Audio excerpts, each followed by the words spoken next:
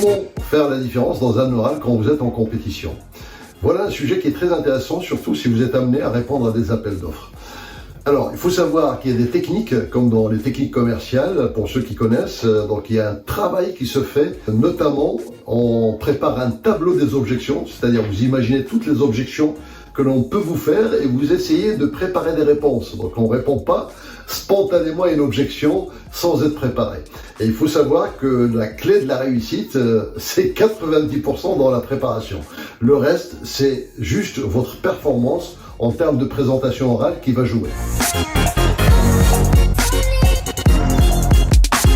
Alors, j'ai une histoire qui est très intéressante parce que chez Kayak Communication, je me rappelle qu'à un moment donné, on avait gagné un gros marché, peut-être l'un des plus gros marchés qu'on avait gagné, et ça s'est passé à Maubeuge. Donc Maubeuge, dans le Val de Sambre, donc c'est une collectivité qui avait besoin d'être accompagnée sur un projet de transport en commun, en site propre, et il y avait un accompagnement à faire pendant 2 ans. Donc comment sensibiliser la clientèle, comment sensibiliser les commerçants qui vont être gênés par les travaux, etc.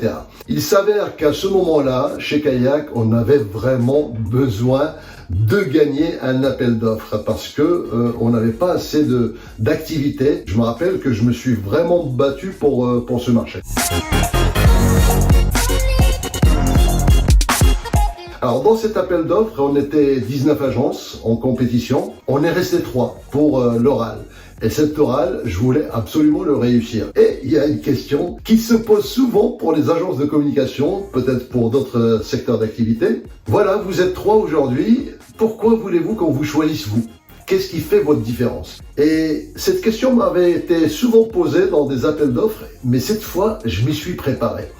Et alors comment je me suis préparé? En fouinant, en cherchant, et je suis tombé sur un cas Burger King versus McDonald's. Alors qu'est-ce qui s'est passé? Donc ce cas m'a été vraiment très inspirant. Burger King sont partis voir Pepsi Cola. Et à l'époque, il faut savoir que McDonald's était maqué avec Coca-Cola. Et pour gagner Pepsi Cola, Burger King avait dit « Écoutez, nous sommes des challengers et vous aussi, vous êtes des challengers par rapport à Coca-Cola.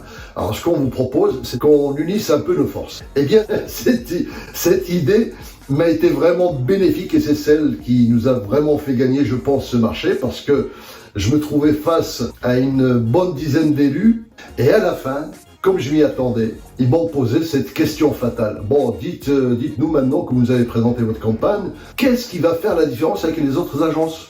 Pourquoi voulez-vous qu'on vous choisisse vous? Et quand cet élu a posé cette question, la salle, tout le monde était « Wow !» Alors là, c'est la question qui tue. Enfin, tout le monde pensait que j'avais pas de réponse. Donc j'ai attendu que tout le monde se calme et j'ai dit je vais quand même vous répondre, cher monsieur. Écoutez, Kayak Communication ne prétend pas être une agence de publicité mondiale. On n'est pas une grosse agence multinationale. On n'est pas Publicis, on n'est pas toutes les agences que vous connaissez.